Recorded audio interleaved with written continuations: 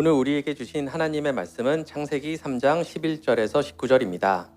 하나님께서 말씀하셨습니다. 내가 벌거벗었다고 누가 말해 주었느냐? 내가 먹지 말라고 한 나무 열매를 먹었느냐? 아담이 대답했습니다. 하나님이 저에게 주신 여자가 그 나무 열매를 줘서 먹었습니다. 여호와 하나님께서 여자에게 말씀하셨습니다. 도대체 내가 무슨 일을 저지른 것이냐? 여자가 대답했습니다. 뱀이 저를 속였습니다. 그래서 제가 그 열매를 먹었습니다. 여호와 하나님께서 뱀에게 말씀하셨습니다. 내가 이런 일을 했으므로 너는 모든 가축과 모든 들짐승보다 더욱 저주를 받을 것이다. 너는 배로 기어다니고 평생토록 흙먼지를 먹고 살아야 할 것이다. 내가 너와 여자를 서로 원수가 되게 하고 내 자손과 여자의 자손도 원수가 되게 할 것이다. 여자의 자손이 내 머리를 부수고 너는 그의 발꿈치를 물 것이다. 하나님께서 여자에게도 말씀하셨습니다. 내가 너에게 아기를 가지는 고통을 크게 하고 너는 고통 중에 아기를 낳게 될 것이다. 너는 내 남편을 지배하려 할 것이고 남편은 너를 다스릴 것이다. 하나님께서 아담에게도 말씀하셨습니다. 너는 내 아내의 말을 듣고 내가 먹지 말라고 한 나무의 열매를 먹었다. 그러므로 너 때문에 땅이 저주를 받고 너는 평생토록 수고하여야 땅에서 나는 것을 먹을 수 있게 될 것이다. 땅은 너에게 가시와 엉겅퀴를 내고 너는 밭의 채소를 먹을 것이다. 너는 먹기 위하여 얼굴에 땀을 흘리고 열심히 일하다가 마침내 흙으로 돌아갈 것이다. 이는 내가 흙으로 지음을 받았기 때문이다. 너는 흙이니 흙으로 돌아갈 것이다. 오늘 나에게 주시는 은혜의 말씀을 듣겠습니다. 이제 우리가 쉼에 대한 세 번째 말씀을 나눌 텐데요. 오늘의 주제는 조금 무겁습니다. 죄가 쉼을 파괴하다. 이 주제를 통해서 하나님께서 오늘 우리에게 주시는 쉼의 회복을 우리가 다시 누리게 될 줄 믿습니다. 우리 기도하고 오늘 말씀을 함께 듣겠습니다. 사랑하는 주님, 만물이 신음하는 것, 우리가 간절히 원하는 그것이 바로 안식입니다. 진정한 쉼입니다. 하나님과의 친밀함을 회복하는 것입니다. 오늘 이 자리가 그 자리 되게 하여 주옵소서. 예수님의 이름으로 기도합니다. 아멘. 쉼 시리즈의 첫날 우리는 안식을 위해 싸워라라는 제목으로 함께 말씀을 들었습니다. 왜 싸워야 되느냐? 쉼은 우리에게 너무나 필요하지만 쉬지 않으면 우리는 반드시 죽게 되어 있지만 쉼은 우리가 원해서 누릴 수 있는 게 아닙니다. 쉼은 사실 우리에게 굉장히 부자연스러운 것이죠. 이렇게 예배 드릴 때 보면은 예배 시간에도 찬양을 열심히 하다가 중간에 카톡 확인하고 문자 보내 하는 현실이 어떻게 보면 우리의 현실이에요. 계속해서 중요한 일이 생기고 답신을 해야 되고 어떤 목사님은 설교를 하다가 카톡이 울려서 문자를 보내고 다시 설교했대요. 그게 쇼가 아니라 그분이 깜빡하고 너무 중요한 문자라서 잠깐 신뢰를 구하고 카톡을 보내고 다시 설교했다고 그러더라고요.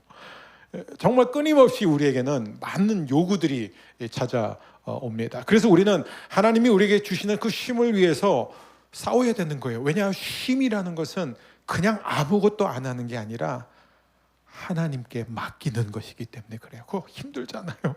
하나님께 맡기는 거예요. 내 자신을 맡기는 거예요. 내 인생을 맡기는 거예요.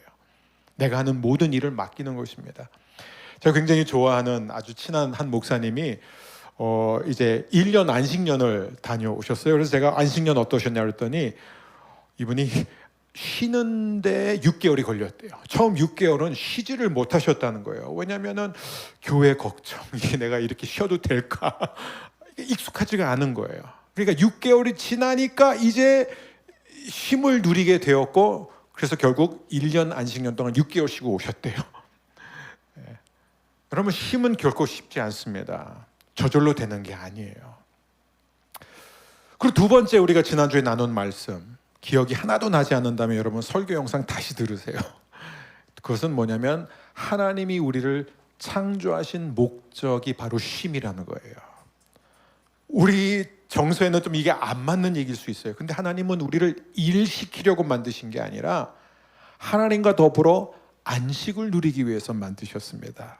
그래서 우리가 그 증거를 봤잖아요. 하나님이 아담을 지으시기 전에, 인간을 만드시기 전에 미리 다 아담이 살 수 있는 최적의 환경을 만들어 놓으셨어요. 에덴 동산, 거기에 하나님이 밭을 전부 다 일구시고 나무들을 심으시고 그 나무에서 온갖 맛있고 아름다운 과일들이 주렁주렁 맺히게 했습니다. 아담은 아무것도 할 필요가 없었어요. 그냥 들어가서 성경 그대로 하나님이 쉬도록 에덴 동산으로 데려가셨다. 그러면 그 쉼은 무엇이냐? 우리는 쉼하면은 아무것도 안 하는 상태라고 생각하지만 쉼은 그것 이상이에요. 아담이 그곳에서 한 것은 뭐냐면 하나님을 섬기는 일이었어요. 즉 하나님과 날마다 동행하는 삶이었죠. 매사에 하나님과 의논했습니다. 하나님과 늘 대화했어요. 대낮에 하나님과 늘 동산 이곳저곳을 걸어 다녔습니다. 한마디로 하나님과 함께 살았어요. 그게 바로 에덴 동산의 삶이고 안식이었다는 것이죠. 그런데 그 안식이 이제 깨지게 됩니다. 그 안식이 왜 깨질까요? 바로 죄 때문이에요. 죄 때문에. 그게 오늘 창세기 3장의 내용이에요. 창세기 1장은 창조주 하나님을 우리에게 소개해 주고 있고, 창세기 2장은 그 하나님이 창조의 클라이막스로 어떻게 쉬는 날을 정하시고 그 날을 거룩하게 하셨는지, 그리고 인간으로 하여금 반드시 그 날을 지키도록 하셨는지, 그리고 하나님이 사람을 어떻게 하나님의 형상대로 지으셨는지를 자세하게 소개합니다. 그런데 이제 창세기 3장에 가서는 어떠한 존재가 갑자기 잠식해 들어오는 것으로 시작이 되고 있어요. 그 잠식해 들어온 이 강탈자는 한마디로 아담에게 주어진 권세와 힘을 빼앗고자 합니다. 그게 바로 3장 1절 말씀이에요. 우린 3장 1절 여호와 하나님께서 만드신 들 짐승 가운데 뱀이 가장 간사하고 교활했습니다. 자, 뱀이 어디서 나왔느냐? 성경이 분명히 얘기하고 있어요. 하나님이 지으셨다 이거예요. 우리가 여기서 두 가지를 기억해야 돼요. 뱀도 하나님이 지으셨어요. 그런데 하나님이 지으신 많은 생물들 중에서 가장 교활했습니다.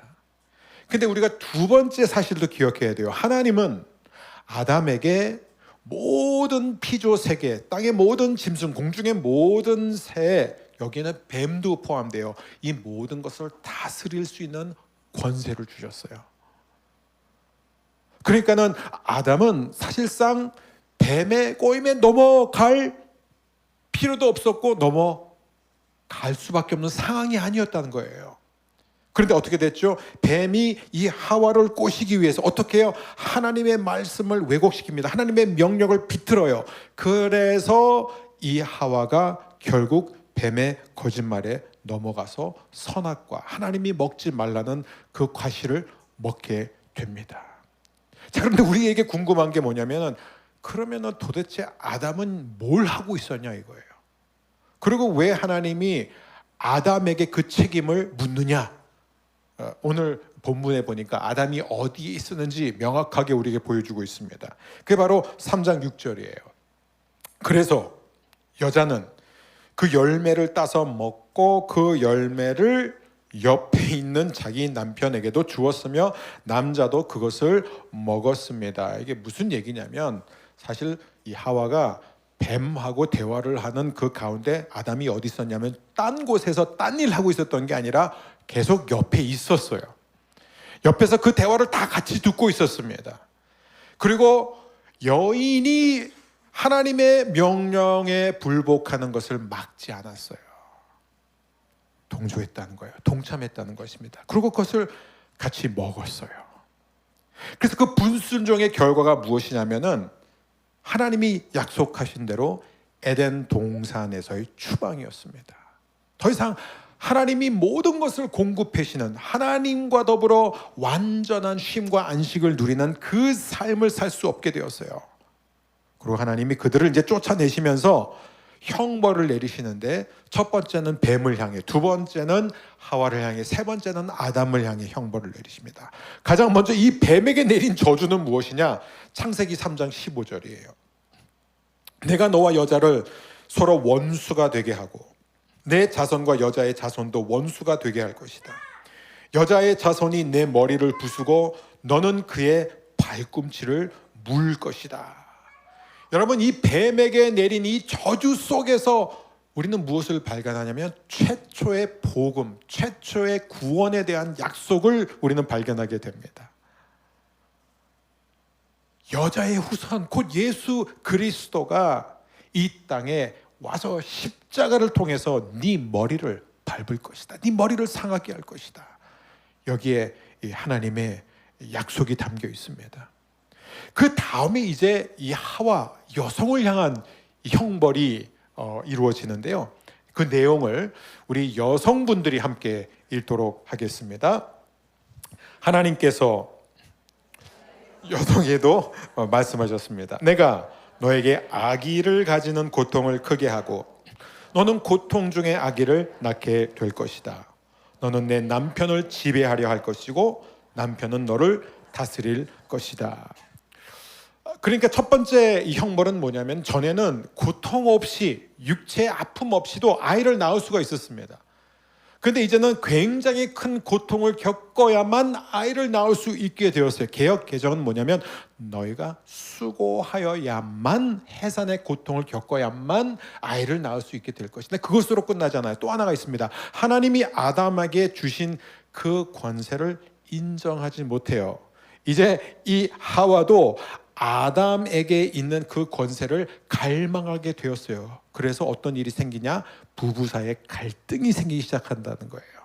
이 부분은 창세기 강의를 할 때 좀 더 자세히 나누고요. 결코 남성에게 유리하거나 여성에게 유리한 말씀이 아닙니다. 우리가 잘못 해석해서는 안 됩니다.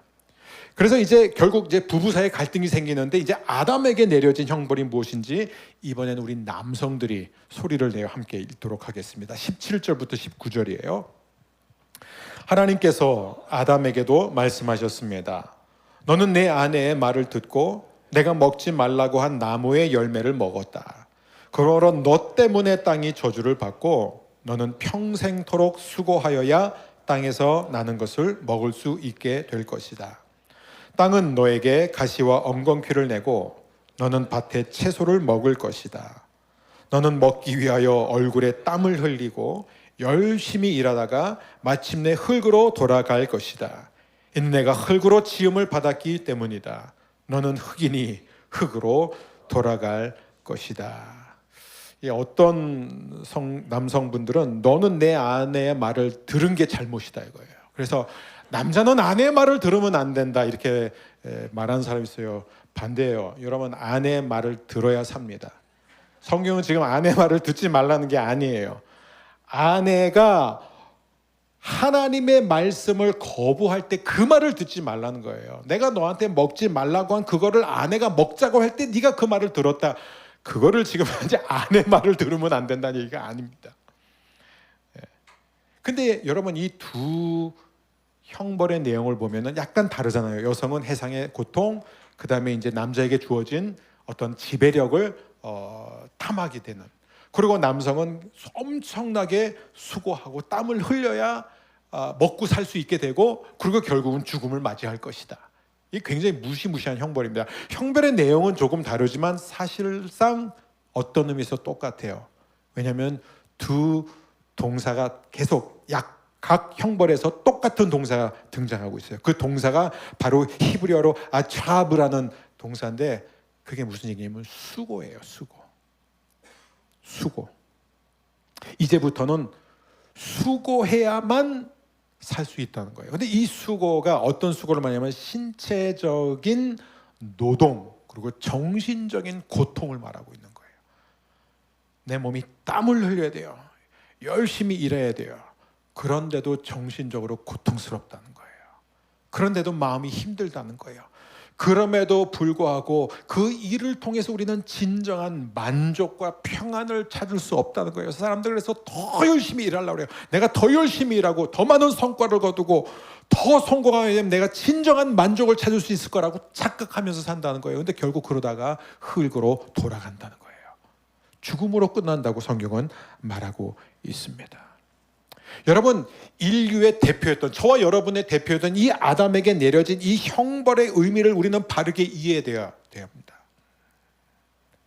하나님이 만일 인간을 지으실 때 여전히 어떤 신학자들이 주장하는 것처럼 이를 위해서 지으신 것이다.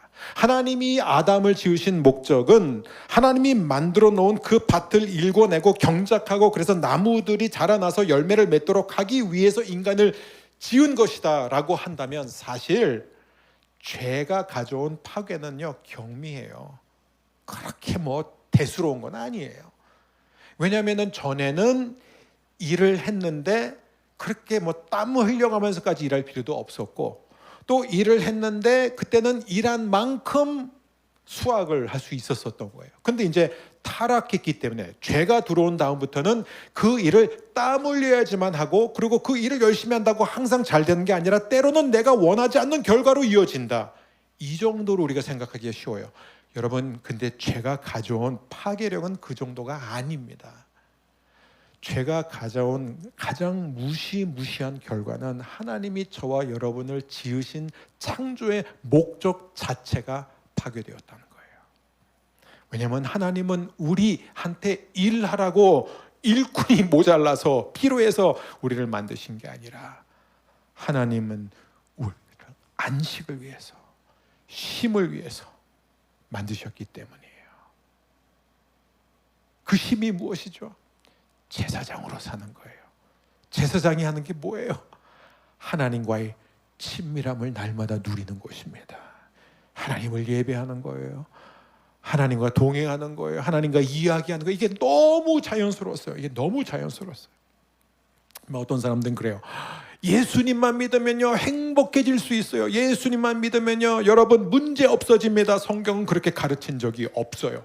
성경 어디에도 그렇게 가르치지 않습니다. 성경은 무엇을 가르치느냐? 성경이 관심 있는 것은 내가 지금 여기에서 왜 살고 있느냐, 내 삶의 목적은 무엇이냐, 그걸 끊임없이 가르치고 있어요. 그래서 이 땅에 살아가는 우리를 향해서 하나님은 끊임없이 우리에게 말씀하세요. 그래서 성경은 창세기에서 출발하는 거예요. 그래서 성경은 천지 창조에서 시작하는 거예요. 그래서 성경은 하나님이 왜 우리를 만드셨는지, 왜 이 세상을 지으셨는지, 그리고 왜 하필이면 그 많은 피조물들 중에서 우리를 하나님의 형상대로 만드셨는지를 보여주고 있습니다. 쉬라고, 하나님과 더불어 살도록, 하나님과 친밀함을 누리면서 하나님이 우리에게 공급하시는 것을, 우리가 아까 찬양한 것처럼 모든 것이 은혜라는 것을 알도록, 그래서 그 하나님이 우리를 지으셨다는 거예요. 근데 이제 죄가 들어왔잖아요. 죄가 들어왔기 때문에 이제는 우리는 그 은혜를 상실하게 된 거예요. 내가 일해야 된다고 생각하는 거예요. 그래서 일을 합니다. 일을 해요. 근데 문제는 뭐냐면은 일을 하는데 가시와 엉겅퀴가 계속해서 나온다는 거예요. 여러분, 이 에덴 동산에서 추방당할 때 아담과 하와의 심정을 한번 생각해보면 진짜 겁에 질렸을 거예요. 너무 무서웠을 거예요. 비참했을 거예요. 한 번도 겪어보지 않은 너무 많은 문제들을 이제 겪어야 돼요. 에덴 동산에서는 진짜 모든 게 다 갖춰졌는데 이제 나가면서 어떻게 돼요? 가시와 엉겅퀴, 즉 질병과 사고와 재난과 미움과 살인과 모든 재앙에 다 노출되어 있습니다. 그런 인간의 실존 상태를 한마디로 말하면 이거예요. 완전 망했다예요. 다 끝난 거예요. 그런데 그 끝난 인간을 하나님이 내버려 두시지 않고 뭐라고 말씀하셨죠? 내가 반드시 너에게 안식을 돌려줄 것이다. 그게 약속이에요. 그게 창세기 3장 15절이에요. 여자의 후손 내 아들이 이 땅에 왔을 때 그가 십자가를 지심으로 뱀의 머리를 박살낼 것이다. 그때부터 너는 다시 에덴 동산의 삶을 되찾게 될 것이다. 이게 하나님의 약속이에요. 그래서 우리가 성경의 모든 내용을 집약한, 축약했던 한 구절이 바로 요한복음 3장 16절이에요. 우리 쉬운 성경으로 함께 읽겠습니다. 이와 같이 하나님께서 세상을 사랑하여 독생자를 주셨다.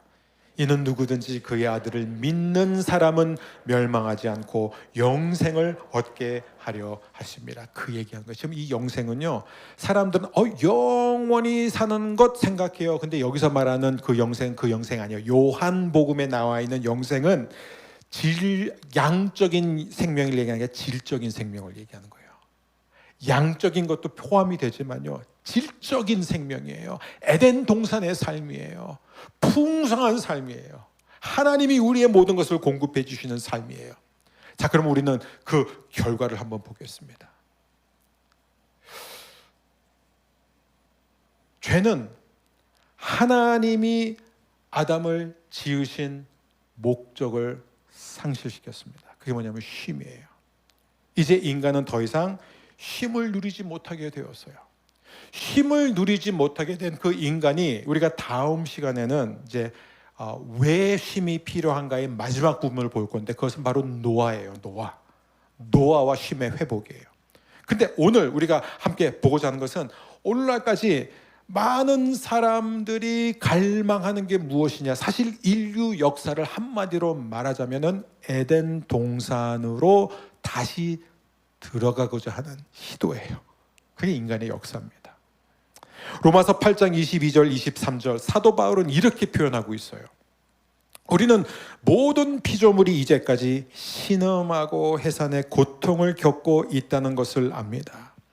피조물만이 아니라 성령의 첫 열매를 받은 우리들 자신도 속으로 신음하며 우리가 하나님의 자녀가 되는 것과 우리 몸이 구속될 것을 간절히 기다리고 있습니다. 여러분, 바울이 뭐라고 말하고 있죠? 모든 피조물이요, 지금까지도 신음하고 있다, 탄식하고 있다. 여러분, 무엇 때문에 탄식할까요? 무엇 때문에 신음할까요? 하나님을 몰라서가 아니에요. 바울이 얘기하잖아요. 심지어 성령을 받은 우리도 속으로는 신음하고 있다.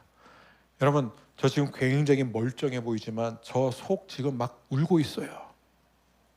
이런 우리 자신을 볼 수 있어야 돼요. 우리는 사실 지금 굉장히 신음하고 있는 거예요. 여러분, 깊은 기도로 들어가 보면요, 내 영혼의 신음소리를 우리는 듣게 되는 거예요. 로마서 8장의 표현을 그대로 빌리자면, 성령께서 말할 수 없는 탄식으로 우리를 위해서 지금도 기도하고 계세요. 여러분, 우리가 왜 신음하는지 아세요? 왜 우리가 그렇게 행복하고 재밌는 순간에도, 일이 잘 되는 순간에도 왜 우리 안에는 이 신음이 끊기지 않는지 아세요? 왜냐하면 우리 모두가 다 에덴의 삶을 그리워하기 때문에 그래요. 아니, 우리가 에덴의 삶과 비슷한 것도 겪어본 적이 없는데 왜 어떻게 그걸 어떻게 갈망하느냐? 우리가 하나님의 형상대로 지음받았잖아요. 하나님 아버지의 DNA가 우리 안에 있잖아요. 저희 아들은 싫어하지만 사람들이 이제 막 그래요. 아들이 점점 크면서 와, 아빠다, 아빠 모습이다 하면 전 되게 기뻐요. 근데 저희 아들은 안 좋아해요. 근데 그거 어쩔 수 없어요. 우리 안에 하나님의 형상이 있어요. 우리는 점점 자라가면서 하나님을 닮아가게 돼 있어요. 하나님이 우리에게 주신, 우리를 만드신 그 목적을 우리는 점점 더 사모하게 돼 있는 거예요. 그러니까 신음한다는 거예요. 그 신음이 뭐예요? 에덴 동산의 삶이에요. 여러분, 이 땅의 모든 정치적인 사상, 모든 철학적인 가르침, 유토피아에 대한 인간의 모든 블루프린트, 모든 이런 계획들은 사실상 다 뭐냐면은, 어떻게 하면 우리가 에덴의 삶을 회복할 수 있을까요? 어떻게 우리가 다시 에덴 동산으로 들어갈 수 있을까? 근데요, 못 들어가요. 왜요? 하나님이 두루 도는 화염검을 두셨기 때문에. 그러면 그 에덴의 삶을 회복할 수 있는 길은 하나밖에 없는 거예요. 그게 무엇이에요? 바로 예수 그리스도입니다. 예수님이에요. 안식이란 무엇인가, 쉼이란 무엇인가를 통해서 우리는 더 이 부분을 자세히 나누겠지만, 예수님이 이 땅에 오신 목적이 뭐예요? 나는 너희에게 너희가 잃어버린 쉼을 주러 왔노라. 그래서 오신 거예요.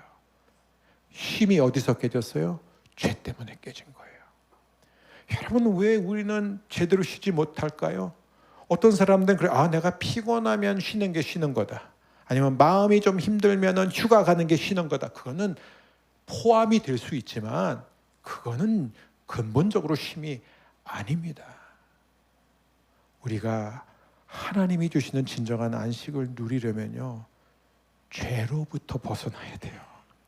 죄가 쉼을 파괴했기 때문에 이 죄 문제가 해결되지 않으면 우리는 뭘 해도 못 쉬어요. 그런데 누가 그 죄를 해결해 주셨습니까? 예수님이에요. 그래서 우리는 예수님 안에서만 진정한 쉼을 누릴 수 있습니다. 오늘 이 예배 자리가 저는 그런 자리가 되었으면 좋겠습니다. 주님, 모든 죄책감으로부터, 모든 정죄감으로부터, 모든 실패의식으로부터, 여러분 어차피요, 일을 통해서 내 존재 가치를 인정받고 싶다, 여러분 그 길 가지 마세요. 잠깐은 좋아요. 사람들이 박수 쳐줄 때는 좋아요. 근데 그 끝은 너무 비참합니다. 너무 비참해요. 절대로 우리는 일을 통해서 내 존재 가치를 찾을 수 없어요. 하나님은 우리가 일 잘해서 우리를 칭찬하신 적이 없어요. 하나님이 바라시는 것은 하나예요. 우리가 우리 자식들에게 바라는 거랑 똑같은 거예요. 내게로 오라. 나와 함께 하자. 나와 이야기하자. 나와 동행하자. 내가 너를 통해 나의 뜻을 이룰 것이다. 사랑하는 여러분, 기독교는 일 아니에요. 기독교 일 아니에요. 저는 어렸을 때요, 그 좁은 문, 좁은 길, 좁고 좁고 협착한 그런 설교 들으면서 항상 어떤 생각이, 이렇게 구원받는 게 힘든 거구나. 그렇게 교회 다닌 사람 많은데 천국 가는 사람은 국소수구나 하면서 제가 늘 결심했던 게, 남들보다 더 열심히 공부하고 남들보다 더 열심히 살아야지, 이래야지, 그래서 인정받아야지, 그래서 구원받아야지. 기독교는 정반대예요. 왜 좁고 협착한 길, 왜 좁은 문이라는 줄 아세요? 간단합니다. 사람들이 하나님께 자신을 내려놓지 못하기 때문에 그래요. 자기를 맡기지 못해요. 자기가 계속 주인으로 살려고 해요. 근데 주님 말씀하십니다. 수고하고 무거운 세상의 모든 짐들을 진 너희들아, 내게로 와라. 내게로 와라. 내가 너를 쉬게 할 것이다. 내가 너에게 평안을 줄 것이다. 내가 너에게 기쁨을 주고 내가 너에게 깊은 만족을 줄 것이다.